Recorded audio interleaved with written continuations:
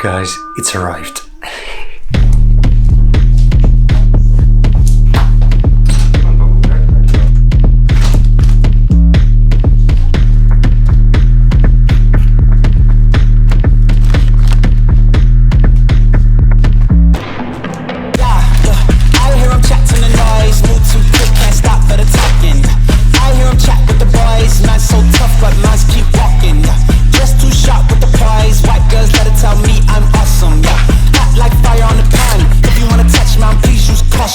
Like 0 degrees. Guys, remember I wrote a letter to Santa last year? I asked for a Sony lens and it actually did work, and now I'm a happy owner of this incredible lens, which I just can't wait to start using. Oh wait, actually, I'm already using it. I watched thousands of reviews on the internet about this lens. I started dreaming about it so badly that I decided to have it as well. I know gear is just gear, and without a proper talent it's just a piece of metal, plastic and glass, but...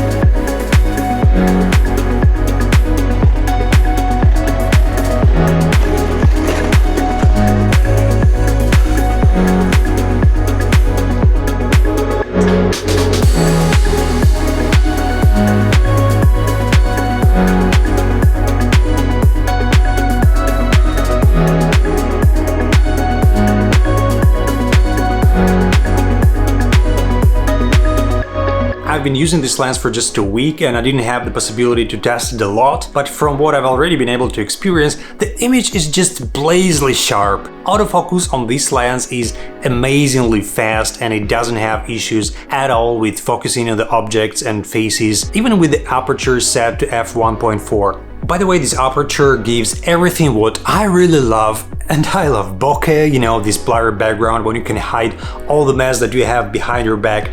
It also allows to shoot in low light conditions with a lower number of ISO, and as we know, the lower ISO we use, the less noise in your image you'll get. And that is a real lifesaver, especially for me, because generally speaking there is not much natural light getting into my apartment from outside, but I'll talk about that in a moment.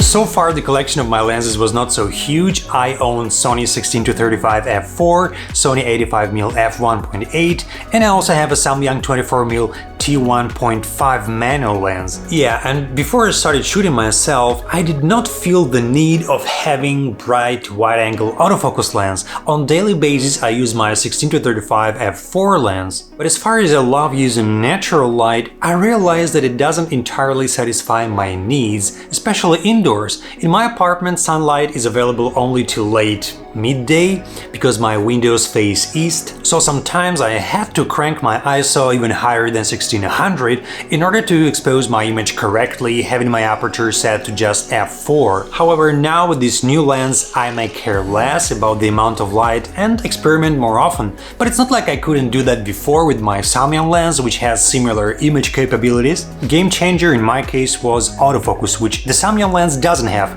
and without autofocus it's pretty difficult to vlog or shoot tutorials when I move back and forth like now. There are great YouTubers who try to do that in the past, like Cody Warner, but I think it's so annoying, especially when you cannot see if something is in focus or not. Moreover, I don't have a flip screen in my camera, so autofocus is a must feature for me in the majority of the cases. Guys, in this video, first of all, I wanted to share with you my first impressions of this great prime lens, showing you some sample shots I've taken with it within a short period of time. But I'm also thinking of making a video comparison between this G Master Beast and Samyang 24mm t1.5 that I was talking about before. I noticed that there is a huge interest in one of my videos where I was presenting this lens, so probably you would like to see how it performs side by side with Sony 24mm. That'll be an interesting comparison. I'll put this video in a couple of weeks right here. And while you're waiting for it, you may also check out my playlist with tips for video content creators right here. Don't forget to subscribe to my channel if you haven't done that yet. Like this video if you liked it. Thank you for watching and see you in the next one. Cheers!